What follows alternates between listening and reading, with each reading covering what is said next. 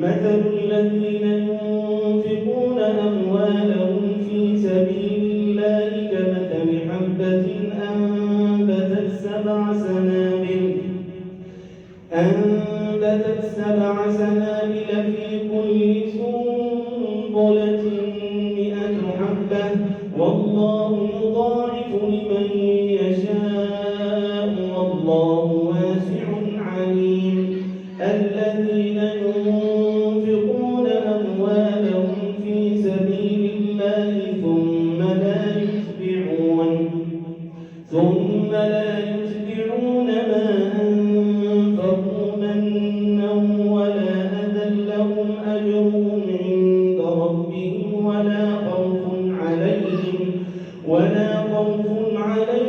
ولا هم يحزنون.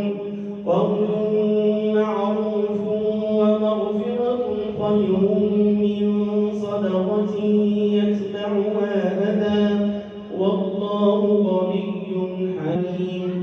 يا أيها الذين آمنوا لا تبطلوا صدقاتكم بالمن والأذى كالذي ينفق ماله رئاء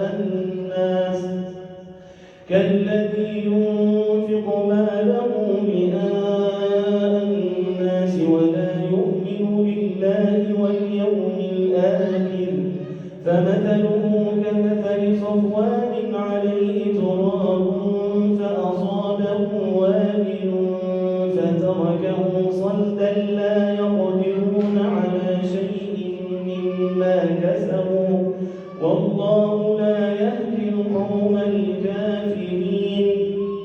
ومثل الذين ينفقون أموالهم ابتغاء مرضات الله وتثبيتا من أنفسهم كمثل جنة بربوة أصابها وابل فآتت أكلها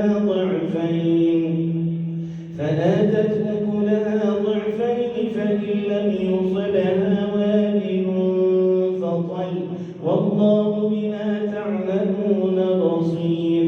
أيود أحدكم أن تكون له جنة من نخيل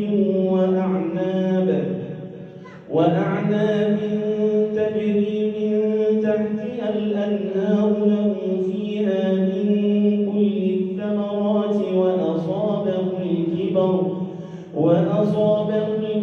وله ذرية ضعفاء فأصابها إعصار فيه نار فاحترقت كذلك يبين الله لكم الآيات لعلكم تتفكرون.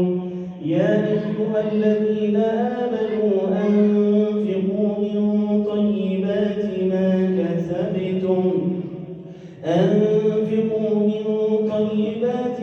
كسبتم ومما أخرجنا لكم من الأرض ولا تيمموا الخبيث منه تنفقون ولستم بآخذيه إلا أن تغمضوا فيه واعلموا أن الله غني حميد.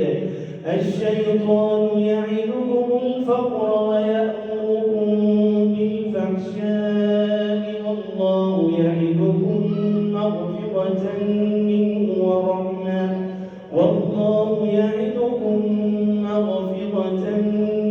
وفضلا والله واسع عليم. يؤتي الحكمة من يشاء ومن يؤت الحكمة فقد أوتي خيرا كثيرا وما يذكر إلا أولو الألباب. وما أنفقتم من نفقة أو نذرتم من نذر فإن الله يعلمه وما للظالمين من أنصار.